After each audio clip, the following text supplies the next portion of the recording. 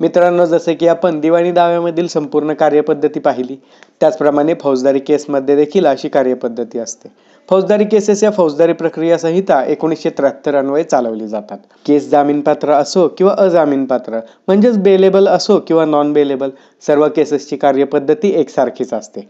आजच्या व्हिडिओमध्ये आपण फौजदारी केसेसची संपूर्ण कार्यपद्धती पाहणार आहोत, तेव्हा व्हिडिओ संपूर्ण पहा. त्याचप्रमाणे तुम्हाला आमच्यातर्फे एखाद्या कायदेविषयक प्रश्नांवर अथवा शंकेवर सल्ला घ्यावायचा असेल तर स्क्रीनवर दिसत असलेल्या मोबाईल क्रमांकावर फोन करून अथवा व्हॉट्सअप मेसेज करून कॉल बुक करू शकता. त्यासाठी नाममात्र सल्ला फी आकारली जाईल. नमस्कार मित्रांनो, कसे आहात सगळे? स्वागत आहे तुम्हा सर्वांचे माझ्या यूट्यूब चॅनल लॉ ट्रेझरमध्ये. मित्रांनो, कोणत्याही फौजदारी केसची सुरुवात FIR ने होते. आता FIR दाखल झाली की जामीनपात्र गुन्ह्यामध्ये जामीन दिला जातो. त्यानंतर 90 दिवसांच्या आत चार्जशीट म्हणजेच दोषारोपपत्र दाखल होते. आता दोषारोपपत्र म्हणजे चार्जशीट मध्ये काय काय नमूद असते ते पाहूयात. चार्जशीट मध्ये सर्वात पहिल्या पानावर अंतिम नमुना फौजदारी प्रक्रिया संहिता कलम 173 अन्वये असे लिहिलेले असते. त्यानंतर खाली जो तक्रारदार असतो त्याचे नाव लिहिलेले असते. त्याचप्रमाणे गुन्ह्यामध्ये काही हत्यार, मालमत्ता किंवा कागदपत्रे जप्त केलेली असल्यास त्याचे वर्णन लिहिलेले असते. त्यानंतर पुढे प्रत्येक पानावर जेवढे आरोपी असतील त्या सर्व आरोपींची नावे, पत्ते, त्याचबरोबर आरोपींवर ठेवलेले गुन्ह्याचे कलम लिहिलेले. त्यानंतर साक्षीदारांची विवरण, जसे की साक्षीदाराचे नाव, त्यांचा पत्ता आणि साक्षीचा प्रकार, म्हणजे पंच आहे का साक्षीदार आहे का तपास अधिकारी आहे. त्यानंतर केसबाबत थोडक्यात वस्तुस्थिती लिहिलेली आहे. त्यानंतर फेरिस्त असते. फेरिस्त म्हणजे कागदपत्रांचा तपशील, जसे की खबरी जबाब, पंचनामा, जखमींचे प्रमाणपत्र वगैरे कागदपत्रे त्या चार्जशीटमध्ये किती क्रमांकावर आहेत ते या फेरिस्तमध्ये नमूद असते. आणि या फेरिस्त प्रमाणे पुढे सर्व जबाब, पंचनामे वगैरे जोडलेले असतात. आता कायद्यामध्ये विहित केलेली 90 दिवसांच्या मुदतीनंतर हे चार्जशीट कोर्टात दाखल होते. त्यानंतर आरोपींना कोर्टात तारखेस हजर राहण्याबाबत समन्स काढले जाते. समन्समध्ये नमूद तारखेस आरोपी कोर्टात हजर झाले की चार्जशीटमध्ये नमूद कलमान्वये चार्ज म्हणजेच आरोप ठेवला जातो आणि आरोपींना त्या चार्जशीटची प्रत मोफत दिली जाते. आरोपींची प्ली झाली की आरोपी विरुद्ध जे कोणी व्यक्तींनी पोलिसांसमोर जबाब नोंदवलेला असतो त्यांना साक्षी समन्स काढले जाते. साक्षी समन्समध्ये जी तारीख नेमलेली असते त्या तारखेस साक्षीदारांनी हजर राहून साक्ष नोंदवायची असते. जर साक्षीदार फिर्यादी पक्षाच्या बाजूने साक्ष देत असेल तर आरोपीचे वकील त्या साक्षीदाराचा उलट तपास घेतात.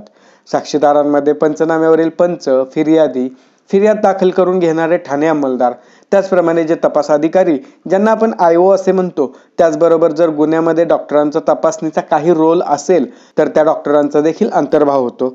परंतु सरकारी वकील साहेब सर्वच्या सर्व साक्षीदारांना साक्ष देण्यास बोलावत नाहीत. त्यामुळे काही साक्षीदार गिवअप केले जातात, म्हणजे सोडून दिले जातात. आता साक्षीदार संपल्यानंतर सरकारी वकील त्यांचा पुरावा बंद करण्याची कोर्टास पुर्षीस देतात. त्यानंतर फौजदारी प्रक्रिया संहितेचे कलम 313 अन्वये आरोपीचे कथन नोंदविले जाते. त्यामध्ये त्याला त्याची बाजू मांडायची असेल किंवा त्याची बाजूने साक्षीदार द्यायचा असेल तर यावेळेस त्याला पुरावा देण्याची संधी दिली जाते.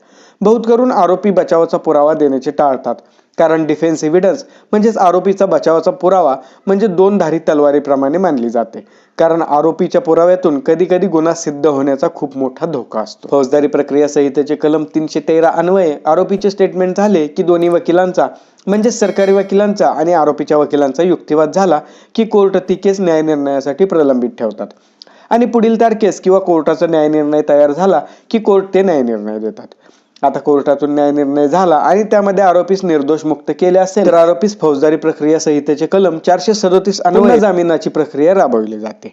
त्याचबरोबर जर समजा आरोपीस कोर्टातर्फे शिक्षा सुनावायची असेल तर कोर्ट आरोपीस आरोपीच्या पिंजऱ्यामध्ये बोलावून घेतात आणि शिक्षा सुनावतात. शिक्षा सुनावणीच्या आधी आरोपीच्या वकिलांना कोर्ट शिक्षेबद्दल विचारतात. यावेळेस आरोपीचे वकील आरोपींना कमीत कमी शिक्षा व्हावी अशी विनंती करू शकतात. आता शिक्षेमध्ये द्रव्यदंडाची म्हणजेच पैशाच्या स्वरूपातील शिक्षा असेल तर ती भरून घेतली जाते. त्याचबरोबर आरोपीस न्यायनिर्णयाची एक प्रत मोफत देखील दिली जाते. त्यानंतर आरोपीने वरिष्ठ कोर्टात शिक्षेविरुद्ध अपील करायचे असेल तर अपील करेपर्यंत जामिनावर सोडण्याची विनंती करून जामीन द्यावायचा असतो. तर मित्रांनो, अगदी सोप्या भाषेत आज आपण फौजदारी केसेसची संपूर्ण कार्यपद्धती समजावून घेतली आहे. आजच्या व्हिडिओमध्ये आपण इथेच थांबणार आहोत. पुन्हा भेटू अशाच एका माहितीपर व्हिडिओमध्ये. तोपर्यंत नमस्कार.